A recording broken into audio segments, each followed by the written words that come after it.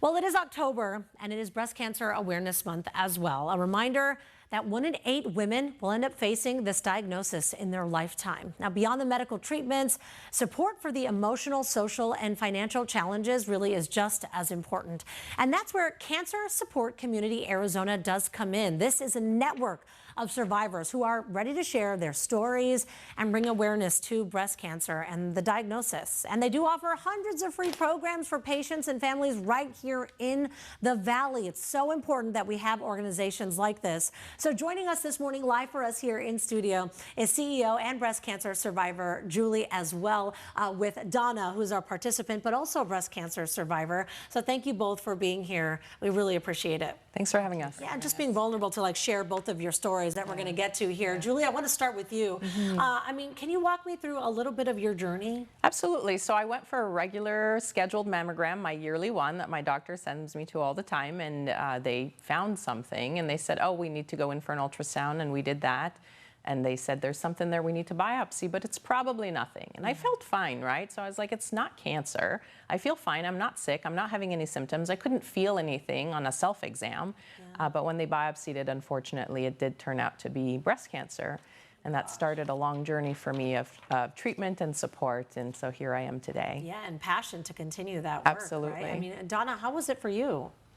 Yeah, so I was starting to have some different symptoms. Never found a lump, but I was having hot flashes and pain. And so I went and talked to my doctor, and she said, we should go and have you checked. And they did an ultrasound, and then eventually it led to a biopsy. And then I was told that I had breast cancer back in 2021 during COVID.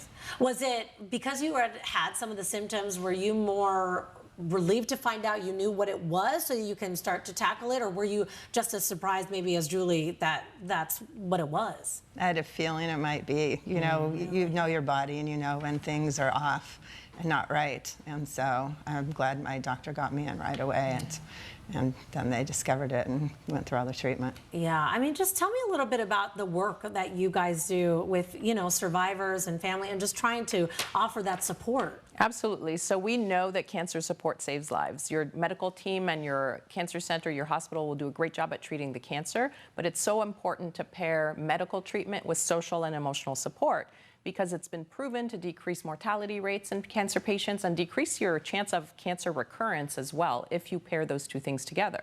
Well, what is social and emotional support? That's what we offer for no cost at Cancer Support Community Arizona. Support groups, healthy lifestyle classes, educational seminars, access to resources and referrals so you can stay in treatment, because we're going to help you remove those barriers to care. And all of those things really help contribute to you having the best possible outcomes for your cancer and potentially save your life as well. Yeah, I mean, how did you, get involved and come to, rely on them?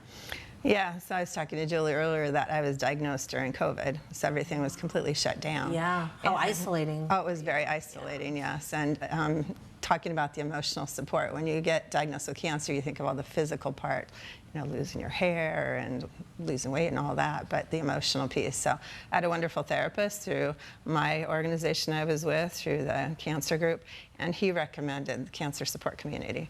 So he knew somebody there, connected me with that individual, started going online, getting different resources, did a few of their online yoga classes, which was phenomenal. Yeah, and so they just have amazing services, and it really is a community. Well, that is so cool. I mean, Julie, tell me a little bit more about the services that you have. You kind of mentioned, healthy, eating, but she just mentioned, online yoga. Yes. What other kind of things do you offer? So you make a good point. Our services are available both in person and virtually still to this day. So you can join in from any part of the state, and it's anything from support groups to yoga classes, exercise, cooking classes, nutritional counseling, a lot of mindfulness and meditation. We do sound bath healing. If you've ever heard of sound bathing, we do that and offer it completely at no cost to our participants. We have entire days on a Saturday when you can come in and do class after class after class.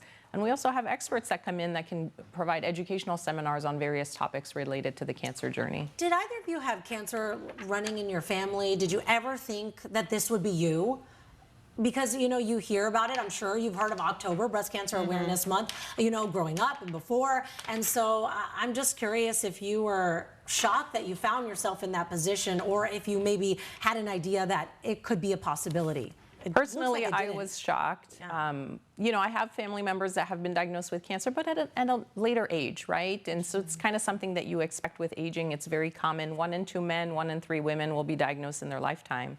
But what we're seeing now is younger and younger diagnoses. To be diagnosed with breast cancer in my 40s, I was not expecting it, and I was shocked. But unfortunately, we're seeing so much more of that, and it's so important to go for those screenings. Absolutely. And Donna, Yeah. what about for you? My great-grandmother had breast cancer, but every time I would go to see the doctor, they'd say that's so far removed, don't worry about it. So, but nobody else in my immediate family. So I was very shocked when it did happen. Yeah. And then it's hard to know where to turn to because obviously your family is doing the best they can to support you, but to have somebody who knows what you've gone through and the kinds of things that you need that they just might not know to ask, right? I'm sure was such a lifeline. Yes, yes, it was.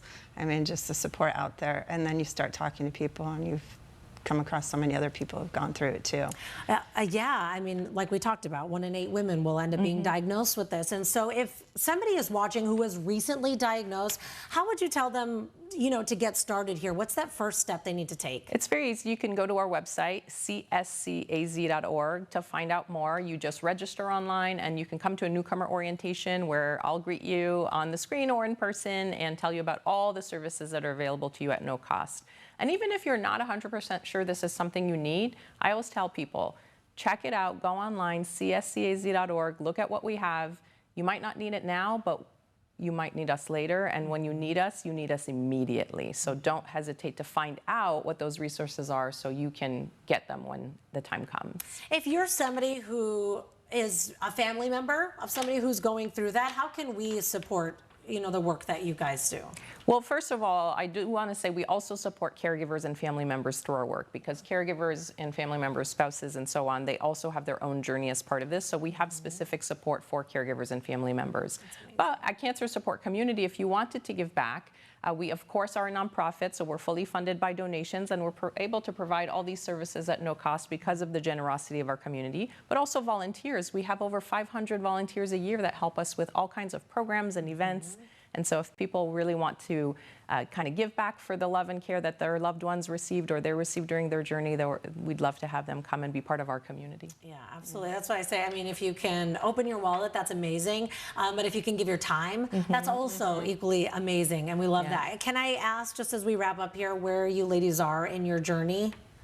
So I am now a 3-year cancer survivor.